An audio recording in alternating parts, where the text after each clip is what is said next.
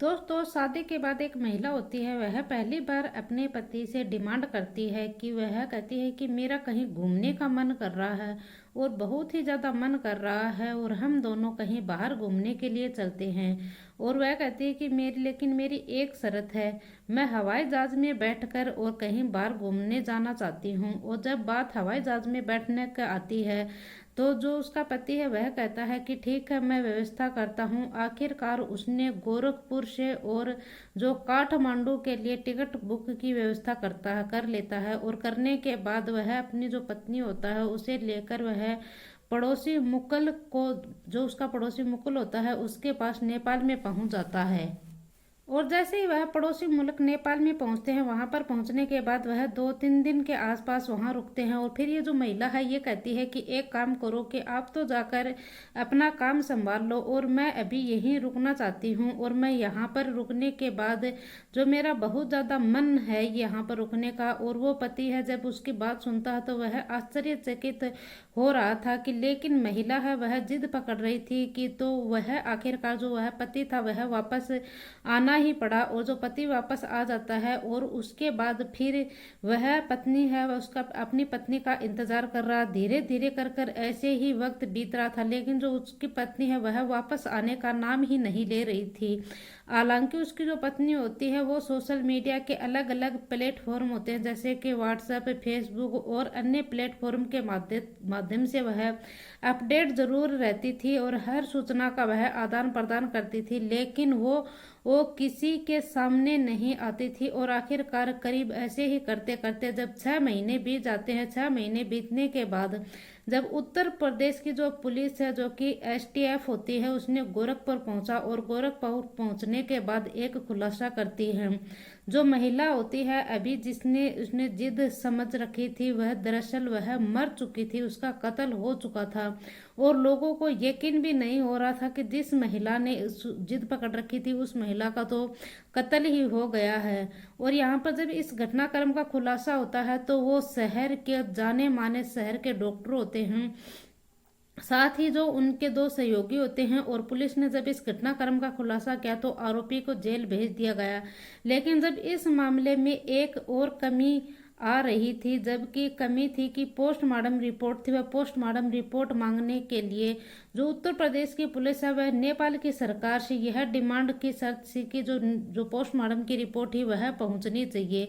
उसमें बहुत वक्त लग रहा था, इसमें 7 साल का समय है वह लग जाता है, लगभग 2600 दिन है वह लग जाते हैं। और लेकिन यह दूरी होती है जो कि गोरखपुर का ही एक जिला लगता है, जो कि 302 किलोमीटर दूरी तय करता है। और उसे यह पत्र में उसे पोस्टमार्टम लिखा कि 7 साल का वक्त लग जाता है। और आखिरकार 7 साल बाद फिर जब रिपोर्ट सामने आती है तो मामला फिर हाईलाइट हो जाता है, तुल पकड़ लेता है। और फिर जो लोग कहने पर लग जाते हैं कि जो लड़की है क्या वह भूत है, वह 6 महीने तक क्या जिंदा थी, या फिर इसको पता चलता है कि उसका कत्ल हो चुका है।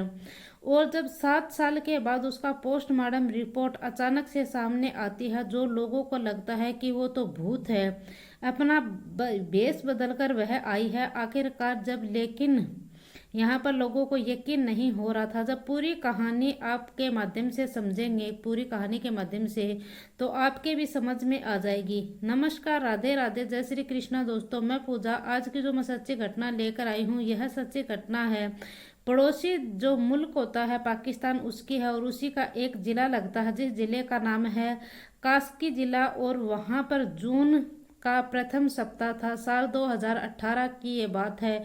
पोखर लेखानाथ की एक जगह लगती है और पोखरा लेखानाथ के अंतर्गत आने वाला एक देवराली सुमती स्थित एक सड़क किनारे पर एक लाश पड़ी होती है। और जैसे ही वह राहगीरी ने देखे, राहगीरी नजदीकी पुलिस स्टेशन में यह सूचना देते हैं। जब सूचना मिलती है तो पता चलता है कि वह लाश महिला की होती है। आखिरकार जो लाश होती है उसको कब्जे में लिया जाता है और कब्जे में लिए जाने के बाद जो बॉडी होती है उसकी पोस्टमार्टम के लिए भेज जाता है। और इसके बाद जो नेपाल पुलिस है वह आसपास में जितने भी थाने होते हैं हर जगह पर, सभी जगह पर उसकी सूचना भिजवाई जाती है। और जो महिला होती है इसके बारे में किसी को कोई जानकारी नहीं मिलती है। तब फिर यहाँ पर हमने संपर्क किया, धीरे धीरे कर कर वक्त आगे बढ़ता गया और महीने दर महीने बीतते जा रहे थे, लेकिन किसी ने कुछ भी संपर्क नहीं होता है। जो नेपाल के उच्च अधिकारी होते हैं वह बड़े बड़े अधिकारी होते हैं, पुलिस के आसपास के सलाह मशूर किया जाता है और वो कहते हैं कि महिला के नैन नक्शे को देखने के बाद ऐसा लग रहा है कि यह ताल्लुकात बिल्कुल ऐसी ही नेपाल से ही है ही या नहीं, ऐसा लगता है। और पड़ोसी मुल्क यानी इंडिया के यह महिलाएं ताल्लुकात रखती है।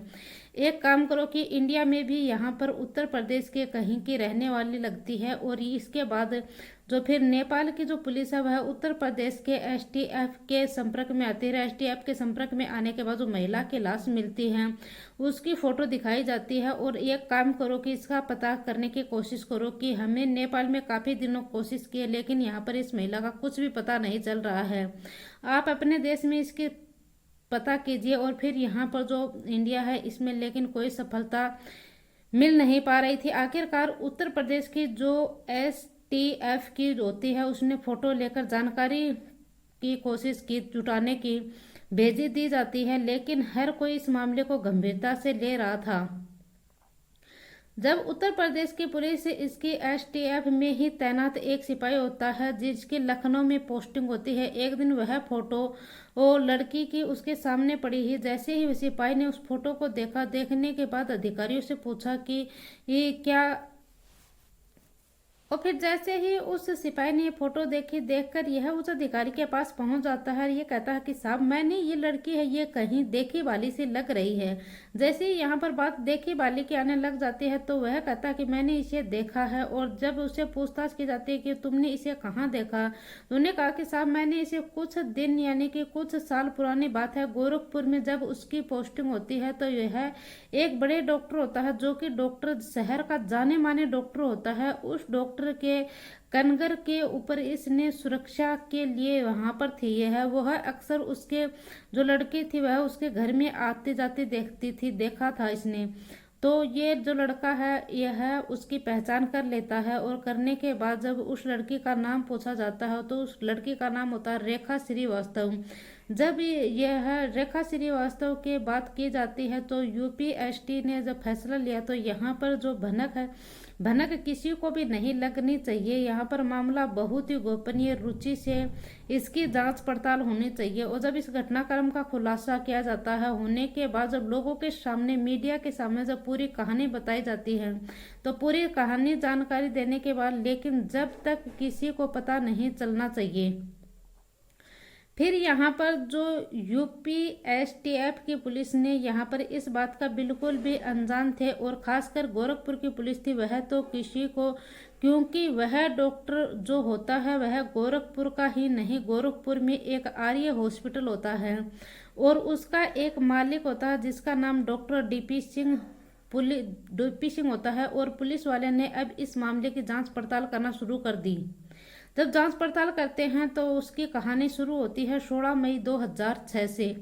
यह बलिंदरपुर एक जगह लगती है और यहाँ पर बलिंदरपुर में ही एक रिटायर्ड एक इंजीनियर होता है जिसका नाम राम श्रीवास्तव होता है और इसको ब्रेन हेमरेज होता है। और जैसे ही ब्रेन हेमरेज होता है तो उसके घर वाले, परिवार वाले हम वह परेशान हो जाते हैं। और वह परेशान होने के बाद वह इसे हम कहाँ लेकर जाएं, और वैसे ही उसकी हालत 2001 से खराब ही चल रही थी। लेकिन उस दिन जिस साल 2006 में 16 मई की उसकी स्थिति थी वह कुछ ज़्यादा ही बिगड़ गई थी। तत्काल उसे एक आर्यन हॉस्पिटल होता है, उस हॉस्पिटल में लेकर जाया जाता है। लेकिन जाते ही वहां पर उसे एडमिट कराया जाता है और जो बाकी के घर वाले, परिवार वाले लोग होते हैं वह भी काम काज में बिजी हो जाते हैं। लेकिन इसकी जो बेटी होती है उसका नाम रेखा श्रीवास्तव होता है। रेखा श्रीवास्तव वह तामरदार की तरह है, अपने पिता के साथ बिल्कुल साये की तरह है इसके साथ थी और ताकि उसकी देखभाल कर सके। यहाँ पर जो डॉक्टर होता है जिसका नाम होता है डीपी सिंह, वह डीपी सिंह हॉस्पिटल का मालिक होता है। वह अक्सर अपने मरीज को देखने के लिए आते थे। जब वो मरीज को देखने के लिए आते थे तो यह तामरदार जो लड़की होती है, जो यह दिखने में बहुत ज़्यादा खूबसूरत होती है और उसकी खूबसूरती इतनी थी कि जो डॉक्टर साहब थे यह इसके ऊपर लट्टू हो जाते, इसके ऊपर फिदा हो जाते हैं। और उसको तो पता ही नहीं चलता कि आखिरकार कब ये है दोनों एक दूसरे के करीब आ जाते हैं, क्योंकि हॉस्पिटल में जहाँ लड़कियां पास में ही उसका घर होता है और बार बार उसका आना जाना लगातार चलता रहता था। और पिताजी की जो दवाइयाँ लेने के लिए आती थी, कभी वह घर वालों को भनक नहीं लगती थी तो कभी वह डॉक्टर साहब को भनक लगा देती थी। और धीरे धीरे जो उसके थे रिश्ते वह अनैतिक रिश्ते बदल जाते हैं और उनका प्यार में बदल जाता है, किसी को पता भी नहीं चलता है। जब डॉक्टर साहब खुद शादीशुदा होते हैं और उसकी लड़की को जो एडमिशन होता है और गोड्डा में जब बीएड की वह पढ़ाई कर रही होती थी, जब डॉक्टर साहब को वह मिलने का और भी आसान मौका मिलता था, जब जब डॉक्टर साहब का काम में छुट्टी होती थी वह गोड्डा चले जाया करते थे और लड़की से मुलाकात कर लिया करते थे, बातचीत करते थे। जब जब बातचीत करते थे सिलसिला इस तरह आगे बढ़ता रहा। और तब डॉक्टर साहब ने एक दिन जब उस लड़की से जब दूरियां बनाने की कोशिश की तो लड़की ने कहा कि मैं तुमसे शादी करूंगी, अगर तुमने शादी नहीं करी तो मैं फिर से देख लेना, मैं थाने में रिपोर्ट दूंगी अगर तुमने मेरे से शादी नहीं की तो। और जब लड़की ने यहाँ पर जिद पकड़ दी तो आखिरकार मंदिर में जाकर जो डॉक्टर साहब है उसकी मांग भर देता है और मांग भरने के बाद जो लड़की होती है वह घर पर वापस लौट आती है। इसी बीच में हालांकि यह एहसास नहीं होने दिया जाता है कि जो डॉक्टर वह मंदिर में जाकर शादी की है, किसी को भी इस बात का अंदाजा नहीं था कि जो डॉक्टर साहब उसने मंदिर में जाकर शादी की है। लेकिन एक कागज उसके बैग में जब गिर जाता है तो उसका बड़ा भाई होता है, उसका नाम अमर श्रीवास्तव होता है। अमर श्रीवास्तव ने वह कागज देखा जाता है और जैसे ही देखता है तो पता चलता है कि जो लड़की है उसके पास एक मोबाइल है और मोबाइल में एक पोस्ट पेड कनेक्ट होता है, जो कि अपने स्तर पर वह मामलों की जांच पड़ताल करना शुरू कर सके।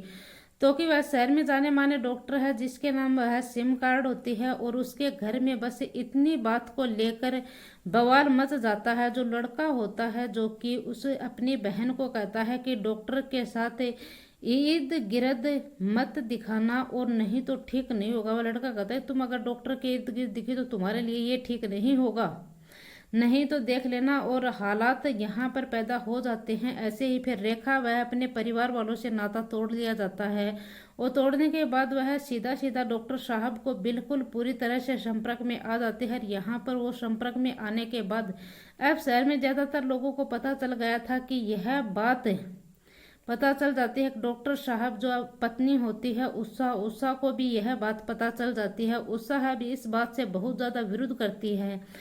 तब डॉक्टर साहब घबरा जाते हैं, लेकिन वह एक मकान में लड़की है जिसका नाम करवा चुका था और समस्तीपुर में बिछिया एक जगह लगती है, यहाँ पर थाना शाहपुर लगता है और गोरखपुर का ही एक हिस्सा है, वहाँ पर ये लड़की है। यह उसके नाम पर एक मकान ले लिया गया था और वहाँ पर यह रहने लग जाती है। लेकिन जो डॉक्टर साहब है वह लगातार इस महिला से पीछा छुड़वाने की कोशिश कर रहा था। वो आखिरकार जब धीरे धीरे इससे दूरियां बनाने की कोशिश कर रहा था, जो लड़की है वह किसी न किसी बात को इसे कोशिश पास आने की कोशिश करती रहती थी, इसे ब्लैकमेल किया करती थी। उसने पैसे भी हटने की कोशिश की थी, लेकिन आखिरकार जो लड़की है वह थोड़ी दूर हट जाती है। लड़की की जिंदगी में एक और व्यक्ति आ जाता है, एक और व्यक्ति आता है तो यहाँ पर इसी तरह उसकी जिंदगी में कई व्यक्ति आ जाते हैं।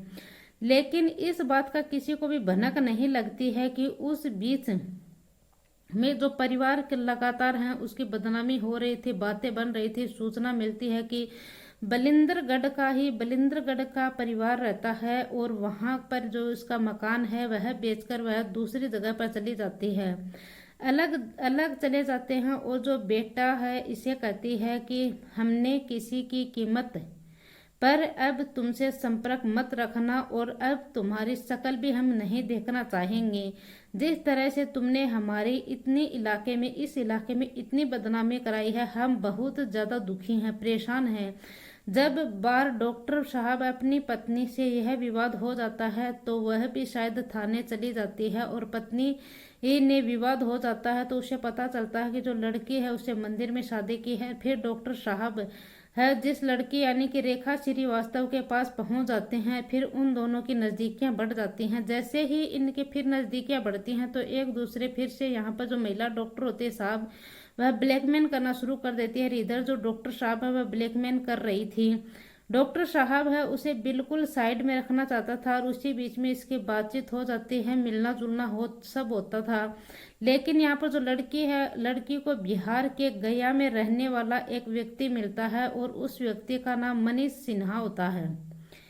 उससे उसकी मोहब्बत हो जाती है, प्यार हो जाता है। एक तरफ से वह बिहार के गया में रहने वाले मनीष सिन्हा के प्यार हो जाता है उससे, और ये डॉक्टर साहब से प्यार करती थी और उसके साथ मंदिर में भी इसने शादी की थी। और यहाँ पर शादीशुदा होने के बावजूद इसने साल 2018 के फरवरी महीने में बिहार के जो गैया के रहने वाले मनीष सिन्हा हैं इससे भी इसने शादी की और फिर मनीष सिन्हा से शादी हो जाती है। और जैसे मनीष सिन्हा से शादी होती है करीब तकरीबन 5 महीने बीतते हैं, लेकिन इसी बीच में जो रेखा श्रीवास्तव उसे मौका मिलता है तब वह डॉक्टर साहब से पैसे ऐंठने की कोशिश करती है और कोई ना कोई डिमांड से वह ब्लैकमेल करने की कोशिश करती है और उससे बाद बदसूरता से वह उसके साथ आखिरकार वह ऐसे ही पेश आती है। और आखिरकार जब उसने अपने पति, जो दूसरा पति होता है डॉक्टर ने उसे दूसरे पति जो होता है उसे कहती है कि मेरा घूमने का मन हो रहा है और मैं बहुत ज़्यादा मन कर रहा है, मैं चाहती हूँ कि हम लोग कहीं बाहर घूमने के लिए चले।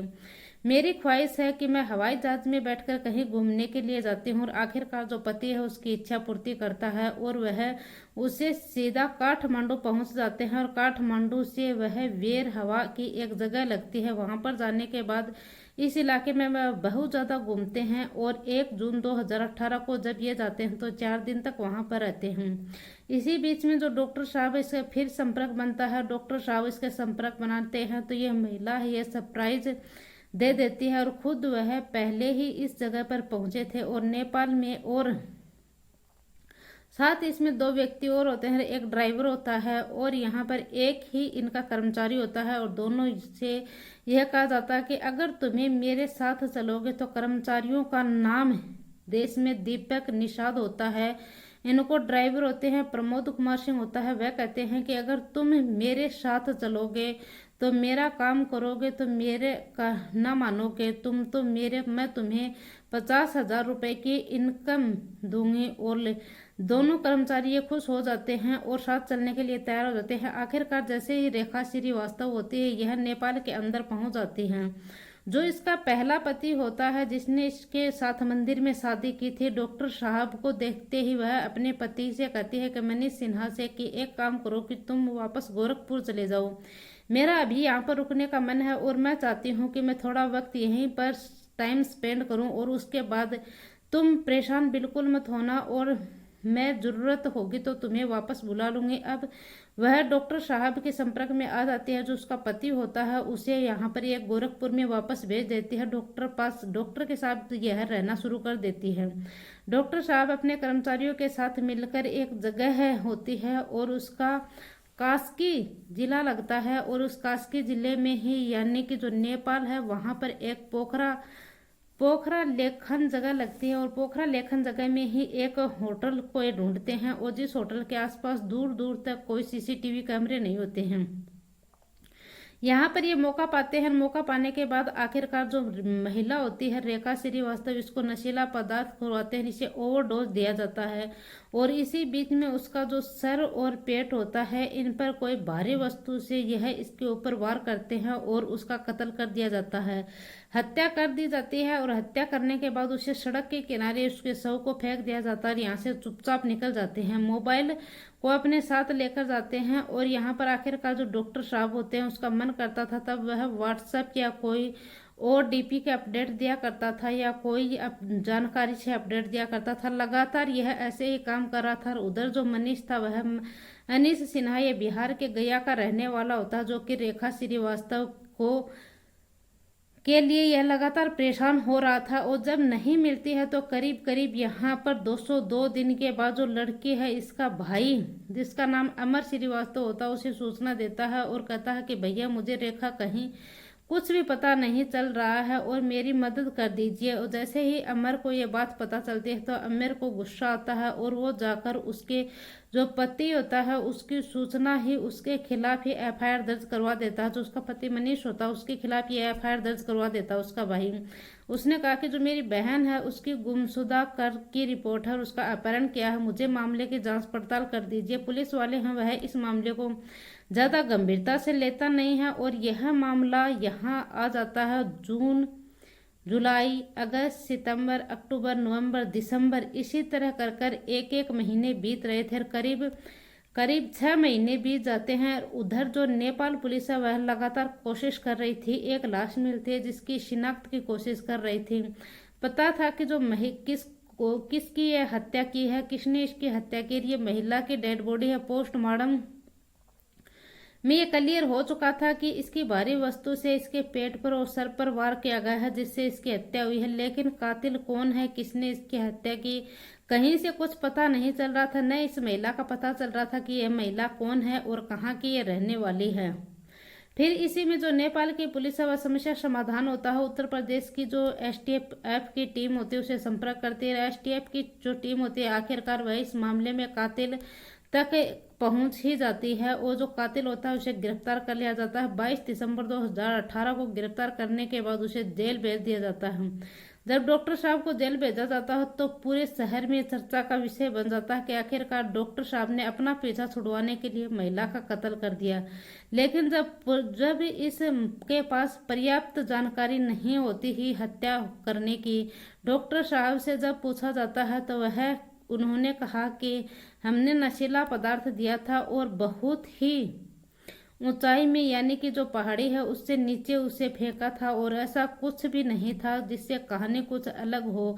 यहाँ जब पोस्टमार्टम की रिपोर्ट आती है तो कोर्ट में उन्हें पेश किया जाता है। ऐसी स्थिति में केस में कुछ दम नहीं रह पाता है, इसीलिए यहाँ पर बताया जाता है कि जमानत मिल जाती है और जमानत मिलने के बाद आराम से वह अपनी जिंदगी में अच्छा खासा चल रहा है। लेकिन यहाँ पर 7 साल बीत जाने के बाद, क्योंकि जब साल 2018 आता है तो उत्तर प्रदेश की पुलिस है वह नेपाल सरकार से यहाँ पर पुलिस का एक पत्र लिखती है और पोस्टमार्टम रिपोर्ट मंगवाती है। और जैसे ही पोस्टमार्टम रिपोर्ट आती है तो पहुंचती है तो 302 किलोमीटर जब यह समय सफर तय होता है 7 साल का, जब करीब करीब यहाँ पर 2600 दिन बीत जाते हैं और 1 फरवरी 2026 को जब ये रिपोर्ट आती है, जैसे ही रिपोर्ट आती है तो एक बार रेखा श्रीवास्तव का भूत फिर से सामने आ जाता है। जब ये मामला फिर से सामने आता है, जांच पड़ताल होती है, गोरखपुर की पुलिस इसकी जांच पड़ताल में जुट जाती है। यहीं पर जो डॉक्टर साहब होते हैं उनके जो दोनों साथी उनके खिलाफ भी कड़ी कार्रवाई में जुट जाते हैं। आखिरकार जब ये खबर ये प्रकाशित होती है और इसे कहा जाता है कि रेखा का भूत आखिरकार डॉक्टर साहब को सजा दिलाने के लिए मांग कर रहा है, सजा मिलती है। डॉक्टर साहब यानी कि जो डॉक्टर साहब होते हैं वह कुछ अपना और कुछ वह तिगड़मबाज निकलते हैं और जैसे ही हालांकि जो पुलिस होती है वह काम अदालत में करती है और अपना अंदाजा कि किसी तरह से आखिरकार वह तारीख पर तारीख चलती रहती है। दोस्तों, इस पूरी घटनाक्रम का सुनाने का उद्देश्य मेरा किसी को दिल को ठेस पहुंचाना नहीं है, किसी को परेशान करना नहीं है, बल्कि आपको सचेत करना है, आपको जागरूक करना है। दोस्तों, मेरी वीडियो आपको जरा भी पसंद आई तो वीडियो को कर दीजिए लाइक, न्यू हो तो चैनल को कर दीजिए सब्सक्राइब। जय हिंद, जय भारत।